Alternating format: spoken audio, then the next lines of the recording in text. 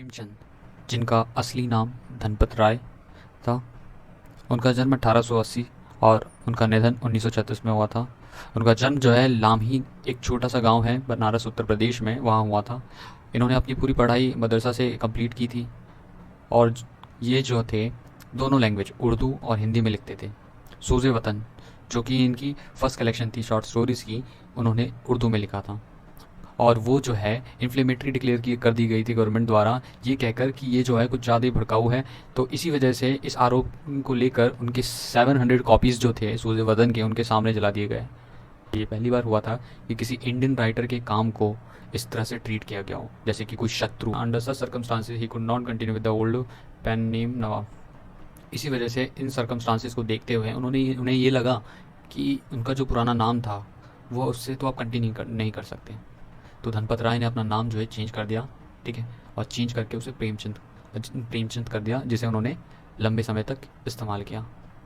उन्होंने लगभग 300 short stories लिखी थी, दर्जन्स ऑफ नॉवेल्स लिखे थे और 2 प्लेज और बहुत सारी ऐसे एसेज लिखे थे, ठीक है, जिसमें उन्होंने रियल लाइफ को प्रेजेंट किया था। ये जो स्टोरी है डिलीवरेंस, जो कि डील करती है कास्ट रिलेशनशिप को, ठीक है, जिसे प्रेमचंद जी ने लिखा था। यहाँ पे डिलीवरेंस, जिसका मतलब सदगति है हिंदी में। सदगति का मतलब होता है कि एक गुड डेथ, एक अच्छी मृत्यु, ठीक है। सो इस चैप्टर में हम देखेंगे कि कैसे कास्ट लॉज जो है स्टोरीज़ में कैसे रिजल्ट किया था एक डेथ ऑफ दुखी, कैसे दुखी की डेथ हुई इस वजह से। इस चैप्टर में हम देखेंगे कि एक दुखी नाम का जो व्यक्ति है उसकी कैसे डेथ होती है इन कास्ट लॉज की वजह से। इस चैप्टर में हम देखेंगे कि कैसे उस समय जो ये कास्ट लॉज थे इतने ऑप्रेसिव थे, कैसे ये छोटी जात वाले लोगों को कैसे ये डोमिनेट करते थे। तो ये जो चैप्टर है डिलीवरेंस सदगति, वो 4 सेक्शंस में डिवाइड है। सो जो पहला सेक्शन है, प्रेमचंद का जो लिटरेचर में लिखने का जो पर्पज़ था वो सिर्फ ये नहीं था कि उन्हें खुशियाँ मिलती थी, उन्हें नाम होता था। उनका जो मेन मुद्दा था कि अवेयरनेस स्प्रेड करें, ताकि लोग जो है अपने हक के लिए चेंज ला सके समाज में। इस चैप्टर में जो कैरेक्टर्स हैं, जैसे कि दुखी है और एक गॉन भी है जिसका नाम चिकूरी होता है। दुखी, उसके नाम से ही पता चलता है सोरूफुल। ये नाम उसे इसलिए दिया गया है विलेज में ताकि हम दिखा सकें, क्योंकि उन्हें ये लगता है कि जो छोटी जात वाले लोग होते हैं उनकी अगर वो अपनी आंखों से अगर किसी चीज़ की ओर देख लेते हैं तो वो एक तरह से मिसफॉर्च्यून लाता है उनके लिए, बैड लक लाता है उनके लिए। और ये जो दुखी थी, जो कि एक मैन था दुखी, जो कि एक अनटचेबल कम्युनिटी से बिलोंग करता है, जिसे चमार कहते हैं, जो कि काम करते थे स्किन्स के साथ और के लिए डेड एनिमल्स के शरीर से चमड़े ये सब निकाले करते थे। और दूसरा जो यहाँ पे कैरेक्टर है गॉन, गॉन जो है एक तरह से ट्राइब होता है, ठीक है, जो कि इस कास्टलो से बच गया है, क्योंकि कास्टलोस के अंदर सिर्फ ये शूद्रास, पंडित्स, क्षत्रियास, वैश्यास, दलित्स ये सब आते हैं, जिनमें से शूद्रास और दलित जो थे अनटचेबल्स होते थे। ट्राइब्स का कहीं पे भी जिक्र नहीं होता था। इस वजह से ये जो है इस कास्टलो से बच चुके थे। ये जो कास्टलो हैं उन पर कोई असर नहीं डालता था, वो फ्री थे इन कास्टलो से। सो इस चैप्टर में जो चिकोरी नाम का जो गॉन्ड है, जो कि बहुत ही प्रैक्टिकल माइंडेड इंसान है, वो ज़रा भी इन सब चीज़ों पे विश्वास नहीं करता। उसके अच्छे रिश्ते भी हैं दुखी से, ठीक है। उसके बारे में हम जानेंगे कैसे जो चिकुरी होता है वो दुखी को सलाह भी देता है कि तुम इस ब्राह्मण का कोई काम मत करो, तुम्हें कोई पैसे मिलने वाले नहीं है और तुम व्यर्थ में ये सब कर रहे हो। तो ये से पहले से वो उसे वार्न कर देता है, फिर भी वो जो है इतनी हिम्मत नहीं जुटा पाता। जो दुखी सुधरा होता है वो इतनी हिम्मत नहीं जुटा सकता है कि वो उसके विरुद्ध में कुछ बोल सकें। क्यों? अब वो अब हम आगे जाके देखेंगे कि कैसे ऐसा क्या होता है जिस वजह से वो अभी हिम्मत जुटा नहीं पाता है कि वो उसे बोल सके, उसे ना बोल सके, जो भी उसे डोमिनेट कर रहा है उसे ना बोल सके। ये पूरी स्टोरी एक ऐसे एरिया में बेस्ड है जहाँ पे ये जो कास्ट सिस्टम है बहुत ज़्यादा प्रिवेलेंट है।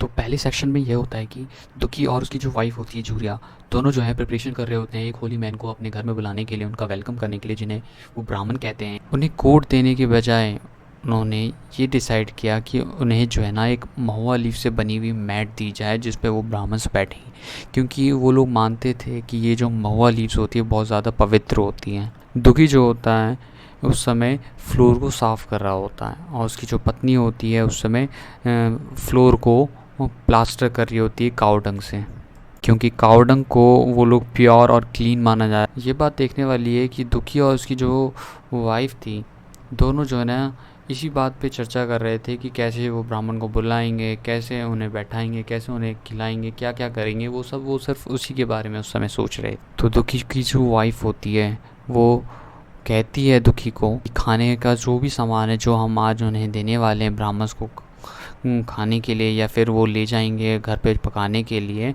उसको हाथ ना लगाने के लिए। उन्होंने ये एक और सजेशन देती है दुखी को कि इससे अच्छा ये होगा कि आप किसी गॉन्ड गर्ल से हेल्प ले लें, क्योंकि जो गॉन्ड होती है गर्ल्स वो ट्राइबल को बिलोंग करती है और वो जो है इस कास्ट लॉज के अंतर्गत नहीं आते। तो एक तरह से वो जो है इन सब चीज़ों से, कास्ट लॉज से फ्री हैं।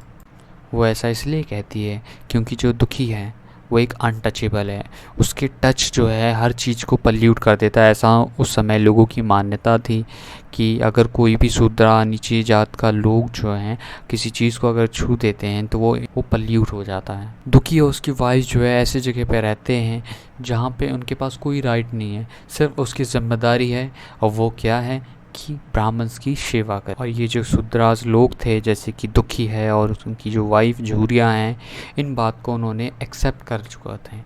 उन्होंने ये मान चुका था कि हम जो है ना इस कास्ट लॉ से कभी भी बाहर नहीं निकल सकते, तो वो कभी भी कोशिश भी नहीं करते इनसे बाहर निकलने की, क्योंकि ब्राह्मण्स ने उन्हें ये के बताया था कि जो ब्राह्मण्स हैं वो जो है लॉर्ड विष्णु के माउथ से निकले हैं और जो शूद्रास हैं उनके पैरों से निकले हैं। तो ये उनकी ब्राह्मण्स ने ये बात फैलाई थी।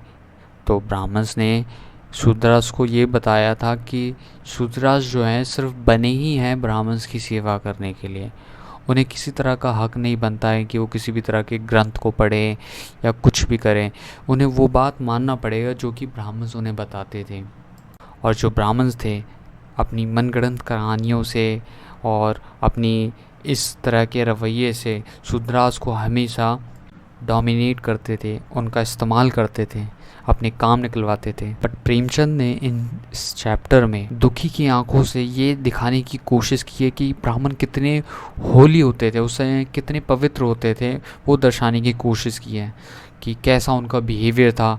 कैसे आप कह सकते हो कि जो ब्राह्मण्स है वो बहुत ज़्यादा पवित्र होते, भगवान के समान होते हैं।